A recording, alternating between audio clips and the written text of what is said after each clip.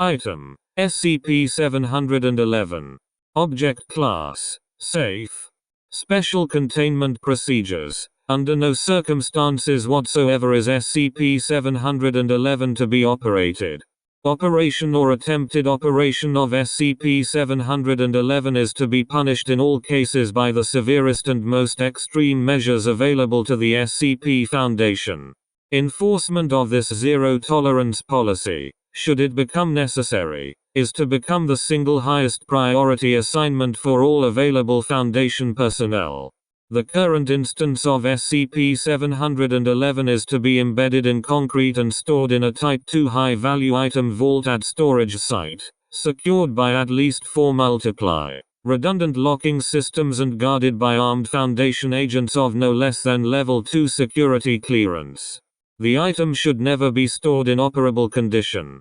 In any major crisis during which the survival of the SCP Foundation or of any significant 20% portion of human civilization is called into question, the item's supervisors are to destroy it immediately and determine a safe time and place for its reassembly. No person capable of operating SCP-711 is permitted to have any knowledge of the contents of String 17. See below. Description: built by the SCP Foundation from plans retrieved. Data redacted. SCP-711 is a device assembled from several highly modified, data redacted, high-energy physics equipment.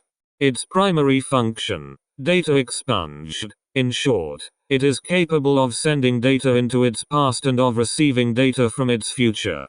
Transmission is strictly one-way. Independent operation of the item is therefore causally impossible. Any message it receives will necessarily be sent at some point in its future. All SCP-711 messages predetermine their own existence and content. To date, exactly 17 messages have been received via SCP-711. The first string was received at 1300 hours on the day of the item's creation, and sent 4 minutes later. It consisted only of the characters test. With successive operations, signal quality has declined dramatically. String 1 was transmitted perfectly, reading precisely test both when sent and when received. String 16, when sent, also read precisely test. When received, it consisted of the characters $3SF at followed by 5 kilobytes of meaningless noise. Additionally, over the course of testing, 4 strings were received which were never sent, and which consist demonstrably, p. 0.0001 of nothing but noise. String 17 was detected, data redacted, 10 years after the object's construction. It consists of 347 characters, either heavily encrypted or data redacted. Within the first 50 characters, however, is sufficient data to establish, p. that it will be sent by a duly authorized agent of the SCP Foundation. Its date of origin is unknown. To date, it has not yet been sent. Since String 17 will necessarily be sent, and since it is known, data redacted, to be sent by an agent of the Foundation, the survival of the SCP Foundation and of humanity in general is guaranteed at least until such time as String 17 is transmitted. Transmission of String 17 must therefore be postponed at all costs.